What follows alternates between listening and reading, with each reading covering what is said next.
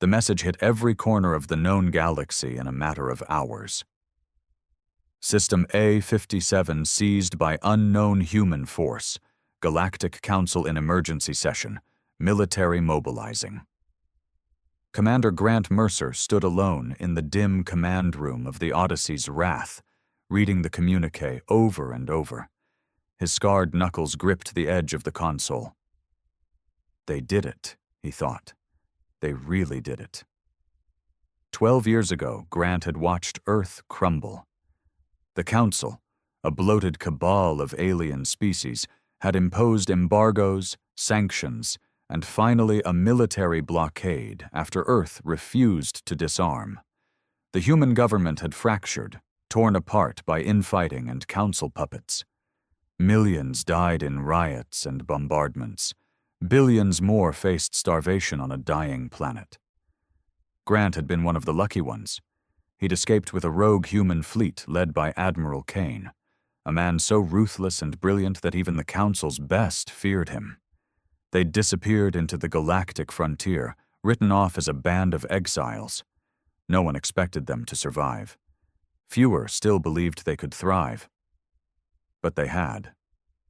On the edges of known space, beyond the hyperlane networks, they'd found an abandoned star system rich with resources. Isolated, shielded by gravitational anomalies, it had been the perfect place to build. And build they did. Kane had enforced brutal order, no dissent, no weakness. Every colonist worked. Every child was trained to fight. Every scrap of technology was reverse-engineered and weaponized. What emerged over the next decade wasn't a colony. It was a war machine. Now they had moved. Seizing System A-57 wasn't just bold. It was insane. The system was a key hyperlane hub, controlling trade routes through a quarter of the Orion arm. The Council had never considered it vulnerable. Their arrogance had left it lightly defended. That mistake had cost them dearly. Grant flicked through the intercepted reports. Shredded Council patrols, disabled dreadnoughts, orbital stations commandeered. The human fleet had struck like a hammer, coordinated and merciless. No mercy, no prisoners.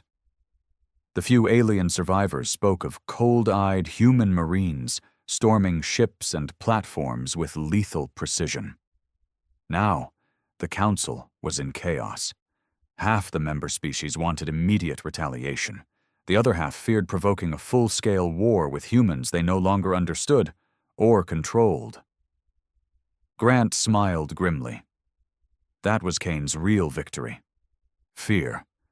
The galaxy was afraid of humans again. A chime sounded behind him. Lieutenant Harris, young, sharp, loyal to the core, entered. "Sir, orders from High Command," Harris said, handing over a secure datapad. Grant scanned it. Mobilization. His fleet, 2 heavy cruisers and 6 destroyers, was to reinforce A-57 immediately. No retreat, no negotiations. Hold the system at all costs. He looked at Harris. "You ready to go back into the fire, Lieutenant?" "Yes, sir. About damn time," Harris replied, eyes burning with fierce pride. Grant nodded. "Get the crew prepped. We jump in 2 hours." As Harris snapped a salute and left, Grant allowed himself a brief moment to think. 12 years ago, humans had been scattered and broken. Today, they held one of the galaxy's most strategic systems. But he knew what was coming. The Council wouldn't back down. Fleets would gather. Diplomats would posture. Spies would swarm. The real war was about to begin. And there would be no mercy this time. Grant glanced at the cold stars beyond the viewport. Let them come, he thought. We're ready. The Odyssey's Wrath emerged from hyperspace with a thunderous ripple across the void. The stars of System A-57 glared back through the reinforced viewport, cold and distant. Before them hung the newly conquered system, 3 planets, a gas giant, 6 orbital platforms now under human control, and a network of defense satellites blinking to life. Commander Grant Mercer stood rigid on the bridge, eyes locked on the tactical display. A chill ran through him, despite the warmth of the ship's core systems humming around him. They weren't arriving into a secured, peaceful system. No, the air still stank of fresh battle. Wreckage from Council vessels drifted in massive clouds, some still venting atmosphere and frozen corpses. Broken hulls spun slowly, mute testimony to the sudden violence the humans had unleashed days earlier. No survivors, no surrenders. Just the way Kane wanted it, Grant thought grimly. A comms officer turned in his seat. "Sir, receiving secure ping from Iron Fang Station, coded as friendly." "Patch it through," Grant ordered. Admiral Kane's voice came through, deep and gravel-edged from years of war. "Grant, welcome back to Hell. I trust your ships are ready to fight." "We are, sir. All weapons charged. Troops prepped for zero-G boarding and planetary drops." "Good. We'll need them. Council probes have already breached the outer system. Scouts report battle groups assembling in nearby sectors." Kane's voice was calm, controlled. But beneath the words lay that familiar steel, the kind forged from a man who'd watched his home burn. Grant clenched his fists behind his back. "What's the plan?" "Hold the system at all costs," Kane said flatly. "We can't afford to lose this foothold. Every hour we hold buys us legitimacy, and time to show the galaxy we won't crawl back into the shadows." He could hear voices in the background on Kane's end, tactical officers, engineers barking orders, the chaos of a military gearing for total war. Then Kane spoke again, lower. "And Grant, if they take this system, they'll slaughter every human left here, you know that." Grant's jaw tightened. "I won't let that happen." "Good." A pause. "Report to Iron Fang once your fleet's in position." The channel closed. Grant exhaled, cold sweat beading on his brow. He turned to Harris. "Deploy defensive pattern Theta. Get destroyers screening the outer ring. Position Wrath to cover Iron Fang's flank." "Aye, sir." The crew moved with brutal efficiency. No hesitation, no bureaucracy. Every man and woman on this ship had bled to get here. Refugees turned soldiers. No one believed the Council would negotiate now. They knew what was coming. Grant moved to the forward viewport, arms crossed. A 57's primary planet, a rocky world named Bastion by the humans, hung below, its surface already scarred by the brief ground campaign that had secured the planetary installations. It wasn't a paradise. It wasn't even habitable without domes and life support systems. But it was theirs. For now, Grant thought. Hours passed as the fleet took formation. The Council's first probing attacks came swiftly. Small frigate groups darting into the system, testing the humans' readiness. They were met with missile barrages and kinetic railgun fire. None survived. Grant watched the engagements on the display, expression cold. This was just the beginning. A priority alert chimed. "Sir," Harris called out. "Long-range sensors picking up a large Council fleet entering the hyperlane corridor. Estimated arrival in 6 hours. 17 capital ships, dozens of escorts." The bridge went quiet. Grant processed the numbers. This wasn't a probe anymore. It was a hammer. He opened a channel to Kane. "Admiral, main Council fleet inbound. ETA 6 hours. "Understood," Kane replied, calm as ever. "We hold. Prepare for full engagement." Grant closed the channel and turned to his crew. "You heard him. We fight. Bring up every drone we've got. Ready the flak cannons. I want boarding teams on standby." Harris glanced at him, voice low. "Sir, do you think we can hold against that many?" Grant stared at the tactical map. A thin human line against a sea of incoming red markers. The odds were brutal, but surrender wasn't an option. "They'll have to pry this system from our cold, dead hands," he said. and they'll pay for every damn meter.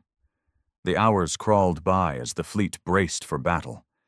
Men and women checked weapons, ran final diagnostics. The Wrath's hangars buzzed with activity, fighters being armed, dropships prepped for emergency boarding. In the barracks, Grant walked among the Marines. Hardened faces looked up at him, some veterans of Earth's fall, others born in exile, raised with no home but this cold void. He stopped by a squad loading kinetic rifles. "You know what's coming." Sergeant Blake, an old soldier with one cybernetic eye, grinned without humor. "Council bastards finally think we're worth fighting. About damn time." The Marines laughed darkly. Grant's voice cut through. "No prisoners, no retreats.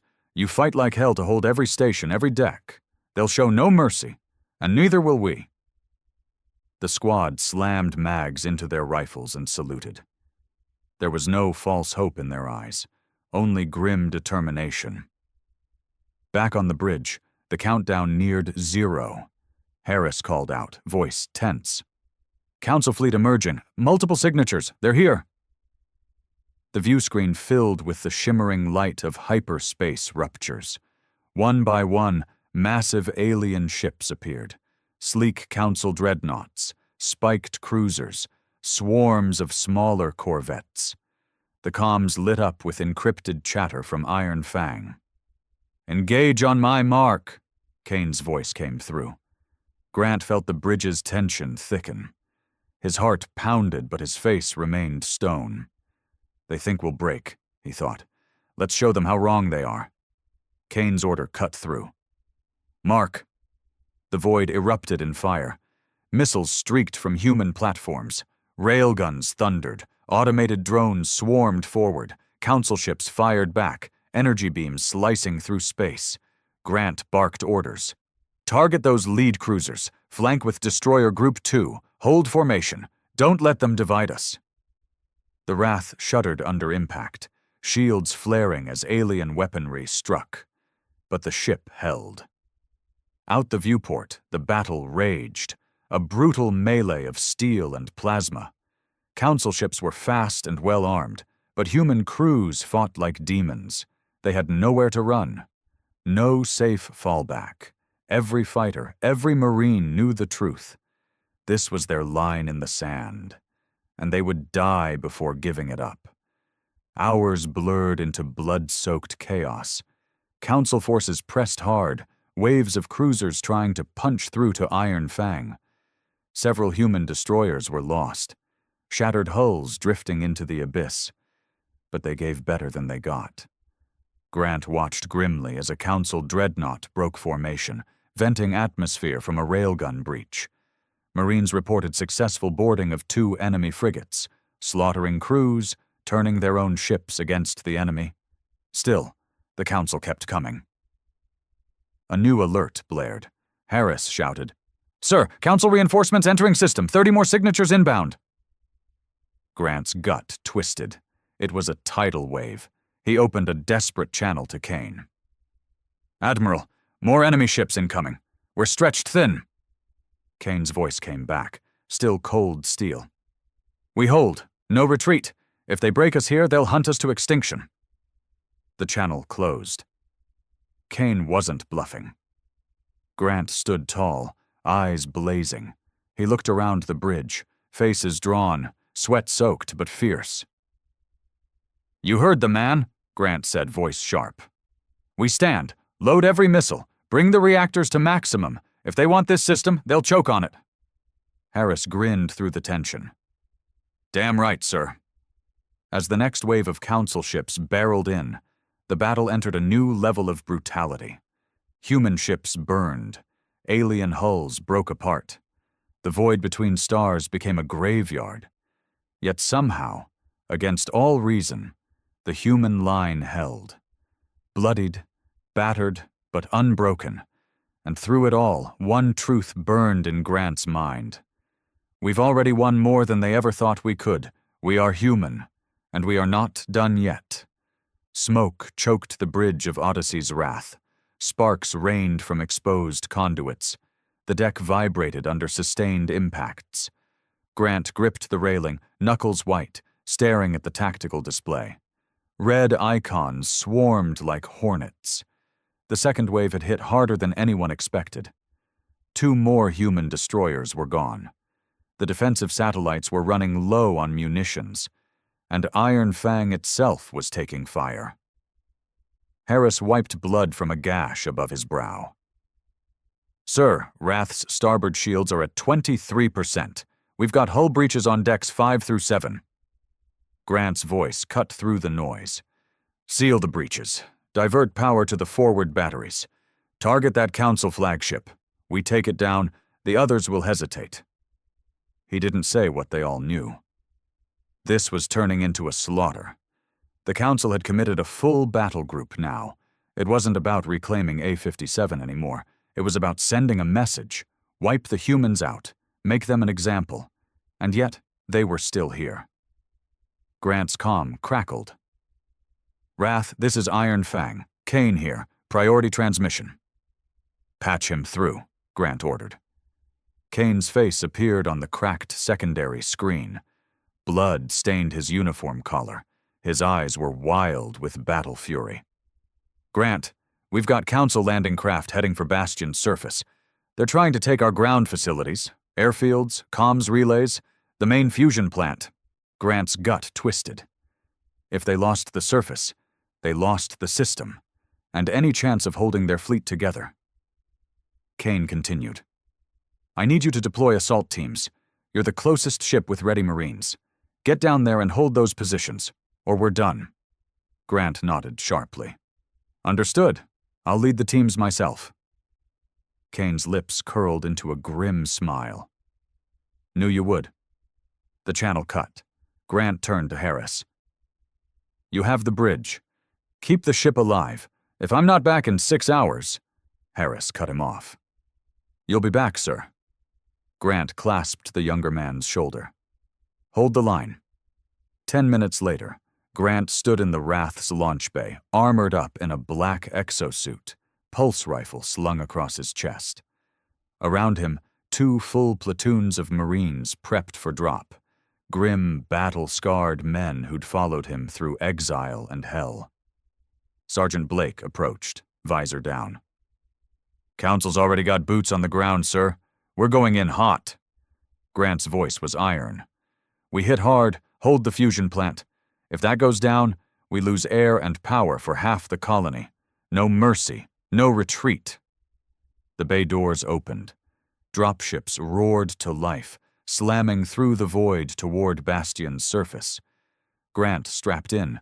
As the ship rocked through atmospheric entry, he felt that old, cold focus settle in his chest, the clarity that came only when death was close. Good, he thought. Let them come.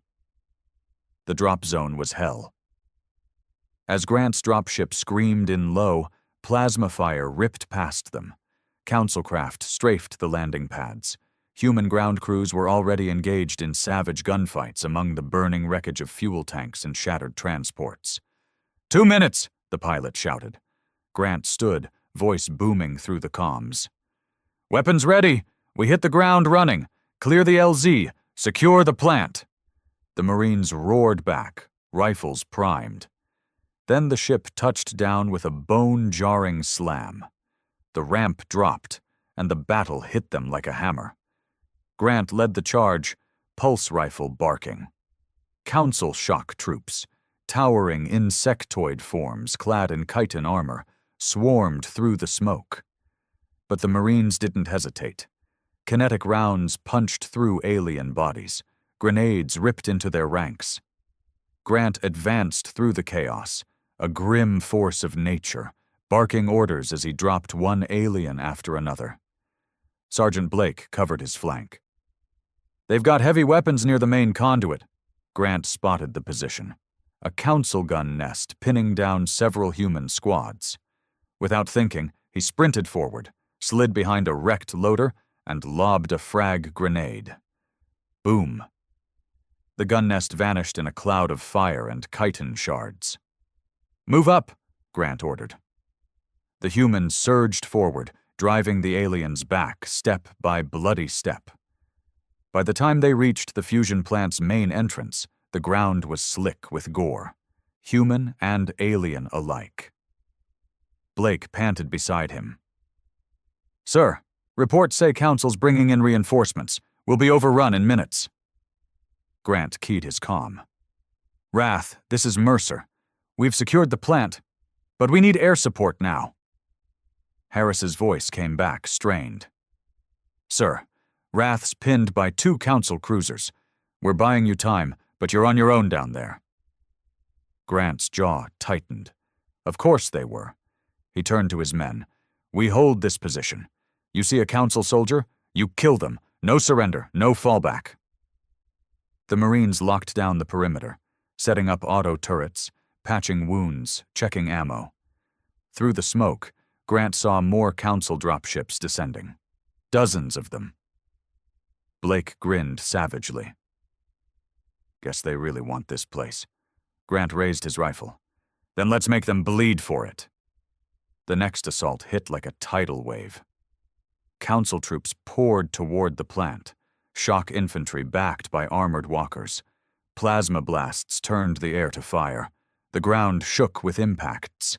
Grant fought from the front, rifle bucking in his hands, voice hoarse from shouted orders. His suit's servos strained with each movement, but he kept moving, kept killing. Blake went down once, plasma burned to the shoulder, but dragged himself back up, firing one-handed. Around them, Marines fell. Positions were overrun, reclaimed, overrun again. The ground outside the plant became a charnel pit. Still, the line held. Grant's comm crackled again, Kane's voice ragged but fierce. "Grant, you're buying us the time we need. Council fleet's starting to pull back. They're bleeding too hard." Grant ducked behind a barricade, heart hammering. "Good, because we're about out of ammo and men." Kane laughed, a harsh sound. "Hold a little longer. Reinforcements inbound." Then the comm went dead again, as the network was hit by jamming. Grant reloaded, grit in his voice. "You heard him! We hold this ground or we die here!" The Marines roared back. Minutes became hours. The fighting blurred into a haze of blood and smoke. Grant's armor was scorched, cracked. His rifle was down to its last magazine. He fought now with sidearm and blade, close and brutal. Beside him, Blake leaned against a barricade, bleeding heavily but still alive. "Sir," the sergeant rasped, "even if we hold, how many of us will be left?" Grant looked out over the battlefield, burning dropships, dead Marines, shattered aliens, then up at the dark sky, where flashes of battle still raged in orbit. "Doesn't matter," he said quietly. "What matters is that the galaxy sees this, that they know humans will never kneel again." Blake managed a bloody grin. Hell of a message. Then, a distant roar. Human gunships screamed in, blazing with railgun fire. Reinforcements. Council forces scattered, caught in the open. Grant surged to his feet. "Now! Push them back!" The Marines rallied, charging out of the barricades. The enemy broke under the counterattack, driven back toward their crippled landing craft.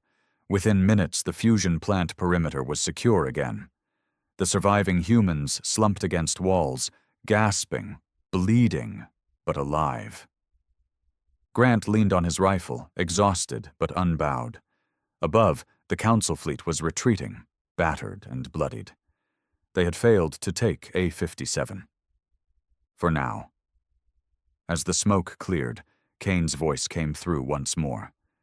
"Grant, the galaxy is watching. Today they saw humans fight harder than they ever believed possible." Grant looked at his shattered platoon, at the blackened battlefield. "They'll see more," he said grimly. "This is only the beginning." And deep in his heart, beneath the exhaustion and pain, one truth burned bright. Humanity was done running. Now, they were ready to conquer. The War Council was held in Iron Fang's lower command chamber, a stark room of alloy walls, dim lighting, and scorched holoscreens patched from the battle. No banners, no flags, just war-worn men and data flickering in the dark. Commander Grant Mercer stood at the table, battered exosuit still streaked with ash and alien blood. Across from him, Admiral Kane leaned on the console, eyes sunken from exhaustion but sharp with purpose. Around them were senior fleet captains and ground commanders, hard men, faces lined by years of survival. No politicians, no diplomats. The humans here had no illusions left about peace. Kane's voice was hoarse. Council fleet's retreating beyond system perimeter. They've lost 3 capital ships and a dozen escorts. Surface forces routed. For now, a 57 is ours. A low murmur ran through the room, equal parts grim satisfaction and wary caution. Captain Rayner, commander of Vengeance, spoke first. They'll be back. Bigger next time. The Council won't accept this, not from us. Grant nodded. They're already mobilizing sector fleets. I've intercepted chatter. Council member states are demanding total retaliation. They can't let a human colony seize a system like this without losing face. Kane punched a command into the console. The holotable displayed the surrounding sectors, dozens of red fleet markers blinking ominously around a 57. We've bloodied them, Kane said, voice cold. But we've also forced them to take us seriously. They won't stop now, not until they burn this place to the ground. Another captain, Vosik, a former mercenary turned fleet officer, spat on the floor. Let them come. We made them bleed once. We'll do it again. Grant's gaze stayed hard. We can't win this on brute force alone. Our ships are damaged. Munitions are low. Half our orbital platforms are offline. If they come in massed force, we can't hold. The room went quiet. No one wanted to say it, but they all knew the truth. Kane straightened. Which is why we moved to Phase 2. He brought up a second display, coded transmission logs. The galaxy is watching, Kane continued. News of our victory is spreading. Independent traders, fringe colonies, even rogue council elements, all hearing one thing. Humans seized a council system and held it. That changes everything. Grant's mind was already moving. Recruitment. Kane nodded. Exactly. We broadcast our message. No more begging for scraps. No more shame. Any human colony, rogue fleet, or exile that wants to fight, they come here. They join us. We build something stronger than the Council ever feared. It was bold. Dangerous. But the only path forward. Captain Rayner frowned. And what about internal dissent? We start pulling in deserters, criminals. We could tear ourselves apart from the inside. Grant answered before Kane could. His voice was flat. Then we enforce discipline, ruthlessly. Any who can't fight with us, they're out. Or dead. No one argued. They knew Grant meant it. Kane looked around the table. There's no turning back. From this point on, we are at war with the entire Council. Every man and woman here must understand that. He looked to Grant. You'll oversee planetary defenses, train new recruits, harden Bastion's surface. I want this rock to bleed any enemy that sets foot on it. Grant inclined his head. I'll make it happen. Kane's eyes burned. Good. Because we are not going to die in exile. We are going to build an empire. The next days passed in a blur of brutal preparation. Grant barely slept. When he wasn't overseeing the fusion plant's repairs, he was inspecting surface defenses or drilling new recruits, a ragged mix of veterans, ex-mercs, and desperate human exiles drawn by word of their victory. Some were good. Most weren't ready. Grant trained them anyway, mercilessly. Council soldiers won't care where you came from, he barked during one drill. They'll gut you all the same. You want to live? Fight like you've got nothing to lose because you don't. The recruits responded. Some breaking under the pressure, others hardening, eyes sharpening with each brutal session. Meanwhile, orbital crews worked around the clock to rebuild the platforms and refit damaged ships. Supply shortages dogged every effort. Ammunition was rationed. Medical supplies were critically low. But morale was high. Dangerously so. Victory had tasted sweet, and too many thought it could last. Grant knew better. Late one cycle, Harris found him alone in a surface bunker, poring over intercepted council signals.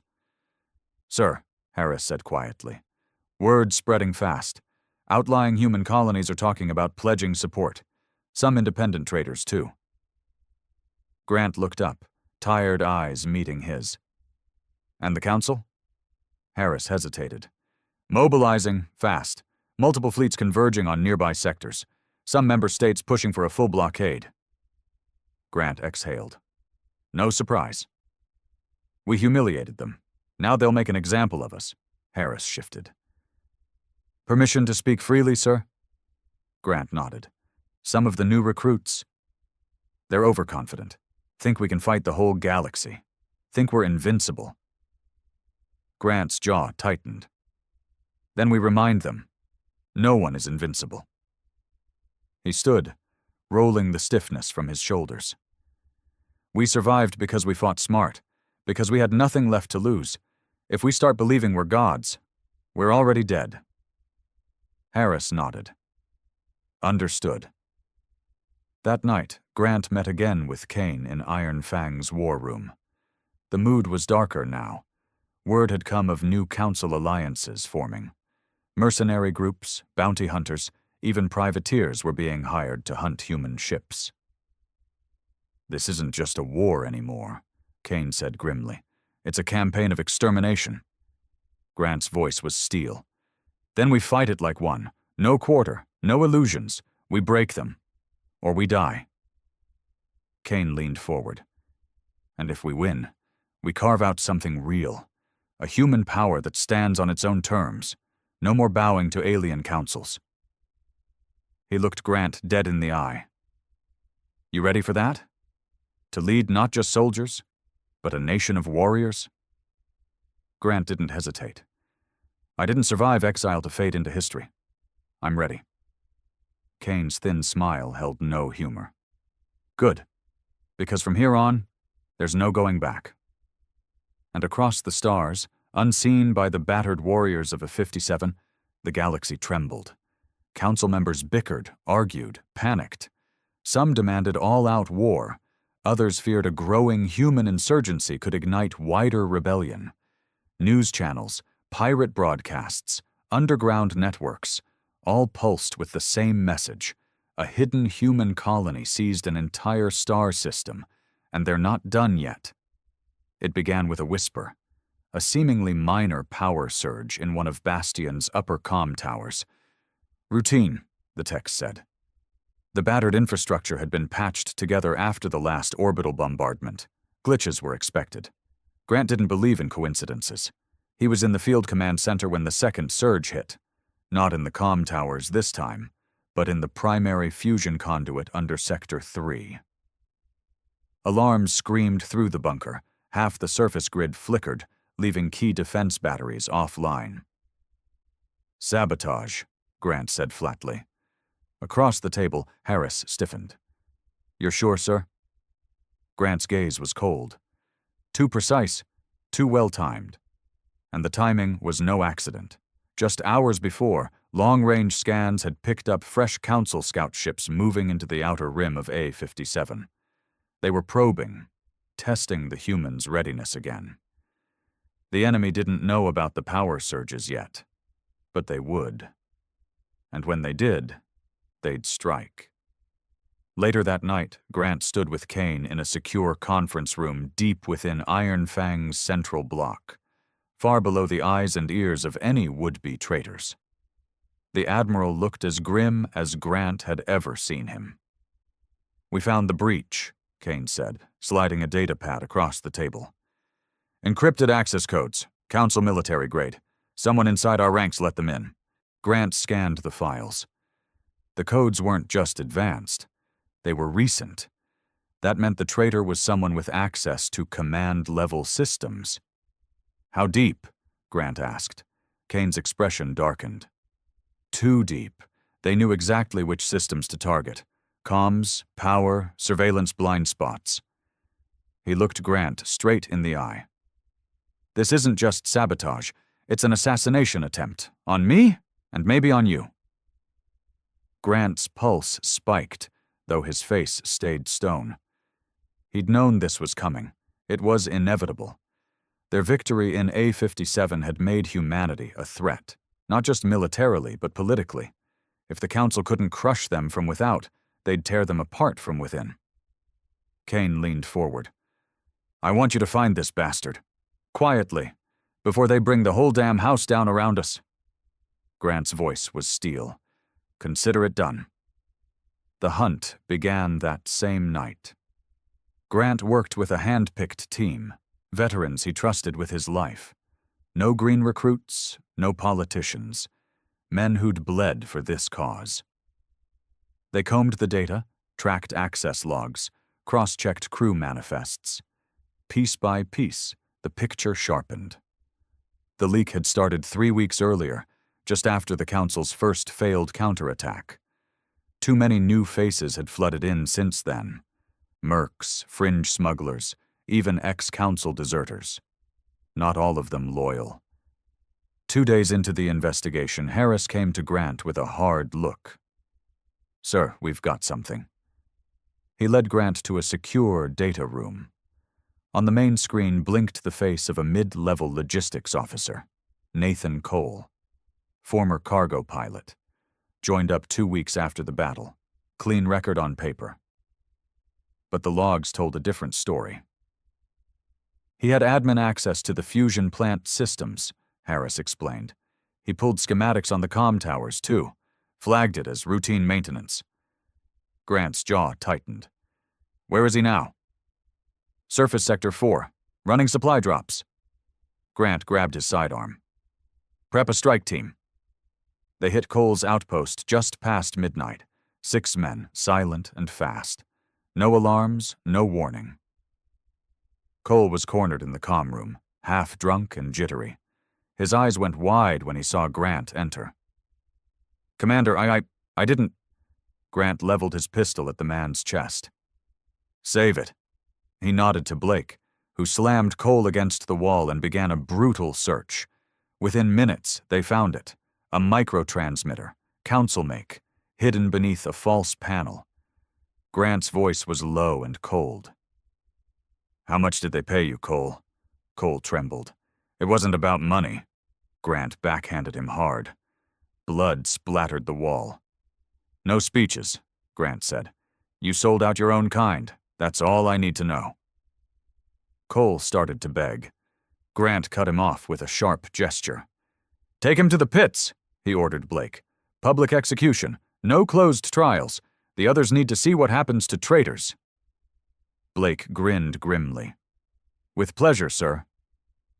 The next day, Cole was dragged into Bastion's central square, stripped, bruised, and pale with fear. Hundreds of soldiers and civilians gathered as word spread. No one protested. No one mourned. Kane himself presided, standing beside Grant on the execution platform. His voice rang out across the crowd. This man betrayed his brothers and sisters. He sought to hand this system back to those who would see us exterminated. He turned to Grant. "Commander Mercer, sentence?" Grant's eyes were ice. "Death." Without hesitation, he drew his sidearm and fired.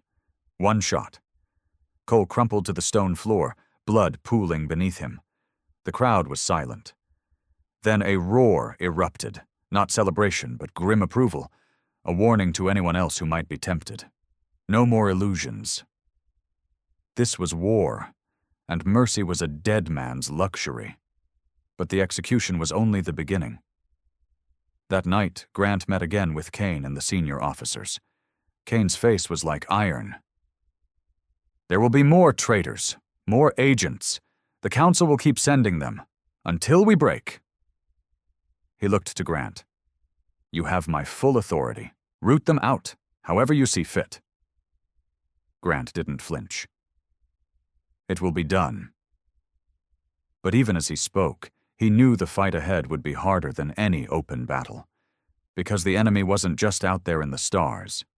Now they were here, among them, and trust would be the first casualty. The assassination attempt came 3 nights after Cole's execution. It was simple, efficient, professional. Grant had returned to his quarters, a Spartan steel-walled chamber buried in Iron Fang's lower decks. He barely had time to unseal his armor when instinct screamed at him. The faintest click. Metal against metal. He moved fast, dropping low as a needle-thin dart sliced through the air where his throat had been. It embedded itself in the bulkhead with a hiss, leaving a tiny smear of neurotoxin on the alloy. Grant was already rolling, pistol out. A figure in sleek black infiltration gear lunged from the shadows, blade gleaming. Grant fired twice. One round glanced off the attacker's shoulder armor.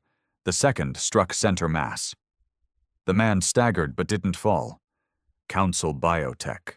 Enhanced. They crashed together in brutal close-quarters combat.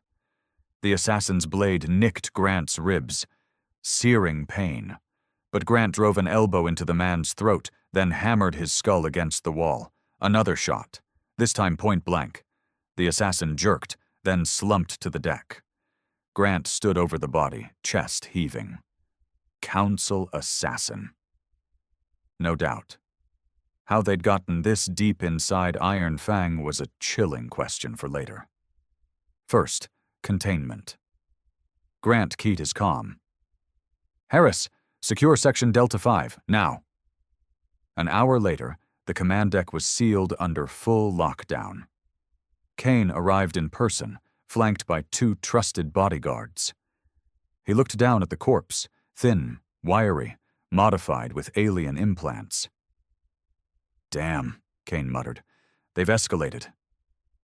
Grant, bandaged and still bleeding through his undersuit, stood stiff. They had inside help. No one gets past 2 levels of security otherwise. Kane's eyes burned. Another traitor? Grant nodded grimly. And we've barely started finding them. He glanced at Harris, who'd been running background traces. Harris spoke quietly. Whoever got him in wiped all access logs for the last 12 hours. We're flying blind, sir. Grant's voice was flat. Then we start over. Every officer, every crew member, every recruit gets vetted again. Personally. No exceptions. Kane gave a short nod. Make it happen. And Grant, stay alive. The unspoken truth hung in the air. Without Grant, the colony's surface defenses would collapse. Morale would crater. The Council knew exactly who to target. The next days were a hell of their own. Grant barely slept, overseeing constant sweeps, interrogations, surveillance audits. He trusted no one outside his core team now, not even all the senior officers. Rumors spread fast. The assassination attempt wasn't public knowledge, but word always leaked in close quarters. Fear mounted. Paranoia crept through the ranks. Then came the second blow. A Council spy drone, cloaked, advanced, was found hovering near one of Bastion's main airfields. It had mapped every surface fortification in chilling detail. Worse, the drone's self-destruct failed, which meant someone had wanted it found. A message. We see you. We know your weakness. Later, in Kane's war room, the tension was thick as steel. Kane paced, restless. We're bleeding trust, fast. The Council's shadow war is doing more damage than their fleets ever did. Grant stood rigid. Then we bleed them back. He laid a datapad on the table, intel from captured transmissions. 3 Council-aligned mercenary groups are operating in nearby sectors. They're supplying infiltrators and sabotage tech.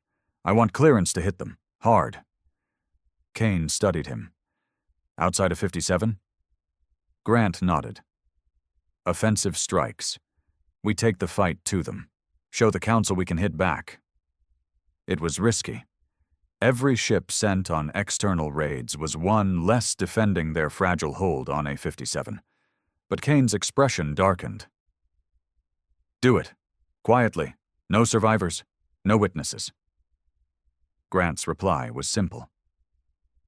"Understood." That night, as he prepared for the first covert op, Harris approached him with a different concern. "Sir," he said carefully, "there's talk among the officers." Grant raised an eyebrow. "What kind of talk?" Harris hesitated. "Fear. Some are saying Kane's grip is slipping, that he's too focused on political posturing, not survival." Grant's jaw tightened. He trusted Kane. The man had saved humanity's remnants from extinction, but fear made men reckless. "Names?" Grant asked. Harris shook his head. "Nothing solid, yet." Grant looked him dead in the eye. "Find them. If we fracture now, the Council won't need to send another fleet. We'll tear ourselves apart." Harris nodded. "Yes, sir." The first strike went perfectly. Grant led a small team, 4 ships, veteran crews, deep into neutral space. The mercenary outpost they hit was unprepared, arrogant in its immunity. No warnings, no declarations. They dropped in fast, overwhelmed defenses, and left nothing but molten wreckage behind. Messages were left in the wreckage, a blunt, brutal warning. "Human hands did this. Come again, and more will burn." But victories bred consequences. Upon returning, Grant found Kane in a rare private mood, seated alone in his dim command chamber, a glass of harsh whiskey in hand. "You did good work," Kane said without preamble, "but it's not enough." Grant stood stiff. "I know." Kane's eyes were bloodshot, weary. "The fractures are growing. I can feel it. Some of the outer captains want to break off. Find easier ground." Grant's voice was cold. "Deserters?" Kane gave a tired nod. "Maybe worse. Collaborators?" Grant said nothing for a long moment, then, "Give me the authority. I'll make an example of the first one who moves." Kane met his gaze. No hesitation. "Done." 3 nights later, Grant got his chance. A message intercepted. One of the outer fleet captains, Varek, had been making secret contact with Council agents, offering intelligence in exchange for safe passage out of A-57. Grant wasted no time. He led the strike team himself. They hit Varek's quarters like a hammer, overwhelming his guards, dragging the captain before a public tribunal. The charges were read, the evidence undeniable. There was no trial, no debate. Grant executed Varek himself, a single round through the skull, in front of the entire command assembly. A message, simple and brutal. There will be no fractures, no compromise. You fight or you die. Afterward, Kane summoned Grant alone. The Admiral's voice was low, grave. "You know what this means." Grant nodded. "We're past the point of no return." Kane's gaze was cold steel. "We always were." A long silence passed. Then Kane added, almost a whisper, "I hope you're ready, Grant. Because this is about to get worse." Grant met his eyes without flinching. "Let them come." The blockade closed in with cold, mechanical precision. The Council didn't send another single fleet this time. They sent 3, layered, overlapping, coordinated by AIs that had mapped every potential hyperlane and subspace drift, leading to A-57. Within days, no supply ships could get through. No scouts, no smugglers. Even the pirate crews that had once dared to run the blockade vanished, wiped out or bought off. Bastion was sealed. In Iron Fang's war room, the map told a brutal story, a tightening noose of red fleet markers rotating in precise formation. They weren't attacking yet. They didn't have to. They were starving the humans out. Grant stood over the map, arms crossed, Harris beside him, face pale. "Food reserves at 42%, Harris reported quietly. "Munitions, worse. Rail slugs down to 18%. Missile stockpiles, Maybe 3 more major engagements, then dry. Grant's jaw was iron. And morale? Harris hesitated. Holding. For now. But the outer settlements are restless. Civilians are starting to panic. Grant's eyes burned. Then we make sure they remember what happens to panic. The first major fracture hit a week into the blockade. A group of civilian leaders, former corporate types and mid-tier officers, demanded a private meeting with Kane. Grant was there when it happened. The lead spokesman, a slick bastard named Rhett Darrow, tried to veil it in diplomacy. Admiral, with respect, perhaps, it is time to consider negotiation. A conditional surrender. We've made our point. Grant cut him off, voice sharp as a blade. Number, we've made our choice. Darrow smirked, thin and oily. With respect, Commander Mercer, the civilians did not vote for this war.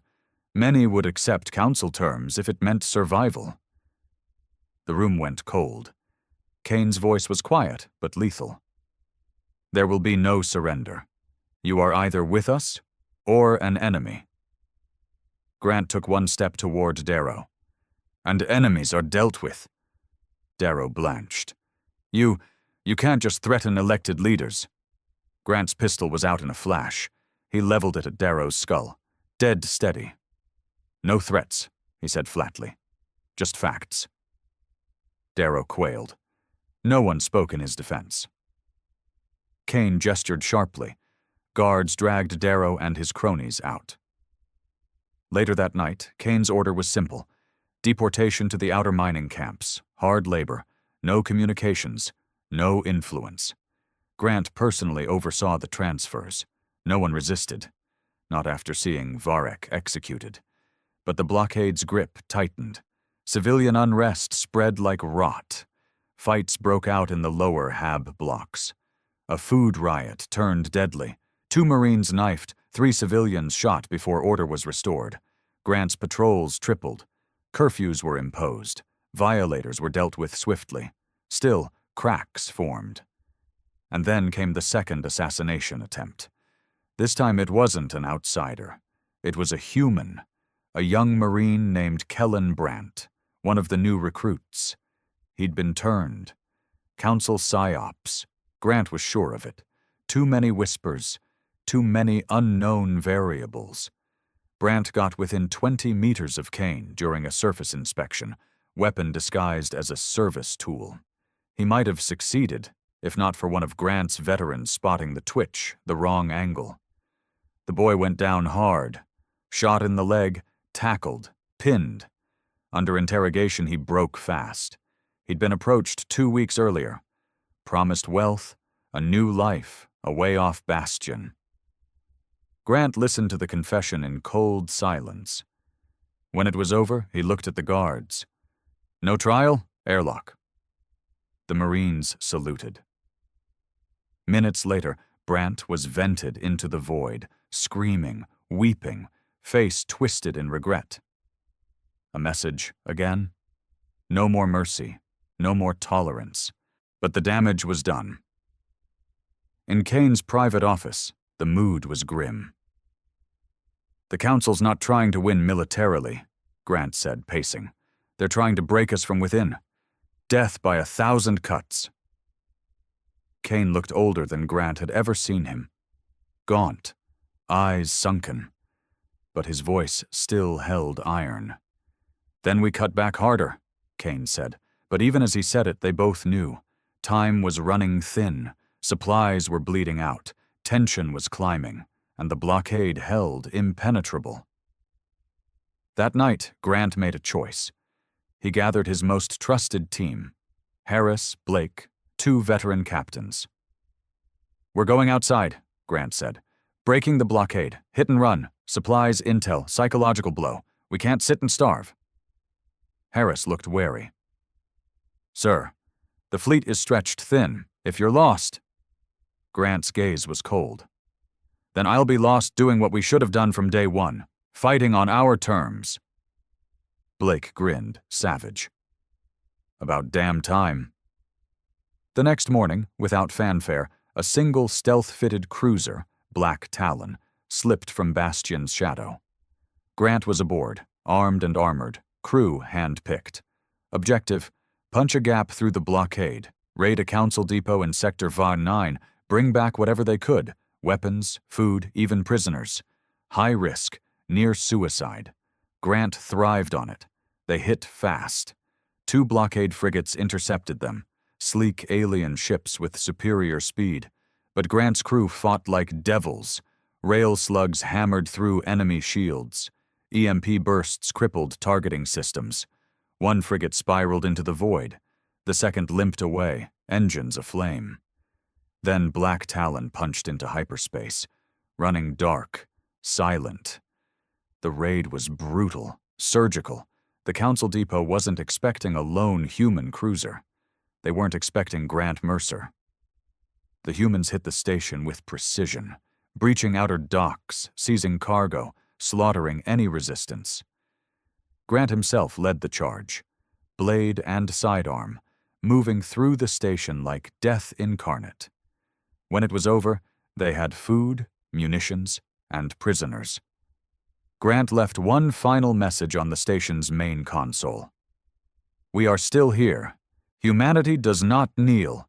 They returned, battered but alive, the first true victory since the blockade began. The supplies wouldn't break the siege, but they gave something more precious: hope, and a warning to the Council. The humans wouldn't die quietly, yet even victory carried shadows. In Iron Fang's war room, Kane studied the latest intel grimly. "The Council's bringing in new forces, heavier, siege platforms, AI-controlled dreadnoughts. They mean to crush us outright." Grant's voice was cold. "Then we bleed them dry first."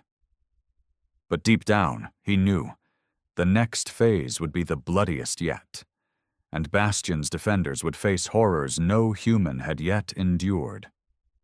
The siege began at dawn, though on Bastion, dawn was just a pale red glow through storm-churned clouds. The warning klaxons howled through Iron Fang. On the main display, Harris's voice rang sharp. "Multiple Council dreadnoughts entering low orbit. Siege platforms deploying." Grant was already moving, armor sealed, rifle strapped across his chest. His expression was stone. They'd been preparing for this, but no amount of preparation could dull what was coming. "Get ground forces to full alert," he ordered. "Every bunker, every turret online. Fighters scramble, no reserves held back." Harris's eyes burned. "Yes, sir." The first orbital strikes hammered the surface. Council siege platforms, massive constructs bristling with plasma cannons and mass drivers, opened fire from high orbit. Their goal wasn't precision, it was annihilation. Sections of Bastion's upper city were vaporized in minutes. Defense platforms returned fire, but the enemy's sheer numbers overwhelmed them. In Iron Fang's war room, Grant watched the casualty reports scroll past. Entire districts gone. The Council wasn't bothering with propaganda now. They wanted Bastion erased. And somewhere amid the chaos, Kane was missing. Grant found out hours into the siege. A comm officer, pale, shaking, brought the news. "Sir, Admiral Kane's command transport was hit during inspection transit. No signal, no recovery possible." The words hit harder than any orbital strike. For a long moment, Grant said nothing. His jaw clenched, his fists tightened. Finally, his voice was cold steel. He knew the risks. And deeper down, a colder truth settled in his gut. Kane was gone. That left one man in effective command of Bastion's entire defense. Him. He took the command seat in Iron Fang's war room without ceremony. The officers were already looking to him, fear in their eyes, but also grim trust. Grant's voice cut through the tension. "Admiral Kane is gone. That changes nothing." He rose, gaze sweeping the room. "We fight. We hold this ground. You know what's coming? Orbital landers, shock troops, drones. The Council wants this world buried." He slammed a fist on the table. "Let's give them hell first." The ground assault began within the hour. Council landers, sleek black craft with grav tanks and infantry pods, pierced the atmosphere, trailing flame. Surface defenses opened fire. Railguns, missile batteries, plasma turrets. Many landers were shredded mid-air. Others punched through, disgorging troops into the ruins of Bastion's lower sectors. Grant led from the front. No time for war rooms now. He moved bunker to bunker, rallying Marines, directing fire, plugging gaps in the lines. The fighting was brutal. Council shock troops were enhanced, armored, and fearless. Their drones moved in coordinated swarms, forcing human forces to fight hand-to-hand when ammo ran dry. Grant fought like a man possessed, blade flashing, rifle bucking in his hands. Blake was with him, bleeding but grinning through the smoke. Harris coordinated air support from a mobile command vehicle, voice hoarse from hours of non-stop orders. By the third day, Bastion was a charnel house. Entire sectors were reduced to rubble. The air was thick with smoke and ash. Every building became a fortress, every street a killing field. Still, the humans held. Grant's voice became the spine of the defense, a constant presence on comms. "Sector 5, hold that flank, no retreat." "Reinforce Sector 8, Council armor spotted. Any man who runs, I'll shoot him myself." And they believed him. But even the fiercest will couldn't defy exhaustion. By the fifth day, human forces were down to 30%. Ammo was critical. Medical supplies were gone. Marines fought with scavenged weapons, blades, fists, and still, the Council pressed in. Grant's armor was scorched, his face streaked with blood and sweat. His eyes were hollow but unbroken. In a battered bunker near the central fusion plant, he gathered the last of the officers. "We can't hold every sector," Harris admitted grimly. "We're stretched past breaking." Grant's voice was cold. "Then we don't." He pointed to the map. "We fall back to the core sectors. Every building fortified, every approach mined. If they want the plant, they'll drown in blood to take it." Blake nodded fiercely. "A last stand." Grant looked them all in the eye. "Not last," he said, "Hort. Final." The fallback was chaos. Running gun battles, burning streets, civilians evacuated under fire. But Grant's plan worked. The humans compressed their lines, forcing the Council into brutal close quarters fighting where orbital support was useless. Bastion's core became a steel trap, tunnels, kill zones, ambush points. And Grant was everywhere, leading charges, holding barricades, dragging wounded to safety. On the seventh day, the Council broke through to the outer ring of the fusion plant. Grant led the counterattack personally. Grenades blasted corridors clear. Blades flashed in the smoke. Blood soaked the steel floors. Blake went down in the melee, chest hit by a plasma bolt. Grant dragged him back behind cover. "Don't die on me, old bastard," Grant growled. Blake coughed blood, grinning weakly. "Wouldn't dream of it, sir." That night, as the lines held by sheer will alone, Harris brought grim news. "Council dreadnoughts are repositioning," he reported. "They're bringing in planet cracker cannons. If they can't take us, they'll glass the site." Grant's jaw tightened. "Then we bleed them faster." He looked around at the weary officers. "If this is it, we go out fighting." The final assault came at dawn, 1 week to the hour from the blockade's start. Council troops stormed the core in massed waves, a wall of flesh and metal.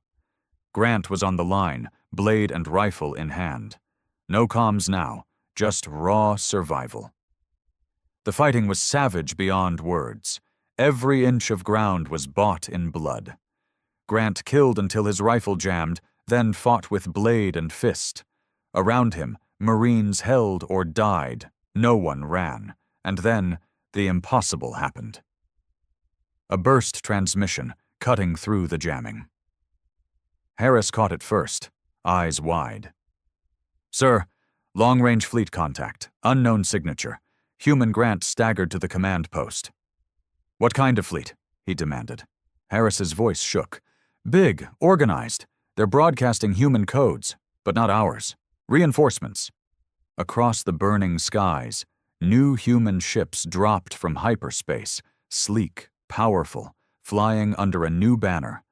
Word spread like wildfire. Independent human colonies had answered the call. They weren't council pawns. They were coming to fight. The blockade shattered under the surprise assault. Council ships broke formation. Some fled. Others were hunted down. On the ground, council forces began to falter. Without orbital support, their push stalled. Human counterattacks surged forward. Grant led the charge, face bloodied, voice raw, driving the enemy back step by brutal step. By nightfall, the council was in full retreat. Bastion stood, battered, broken, but alive. In the aftermath, Grant stood in the ruins of Iron Fang's war room. The new fleet commander, a grizzled veteran from the outer colonies, approached. "You held," he said simply. Grant's voice was ragged.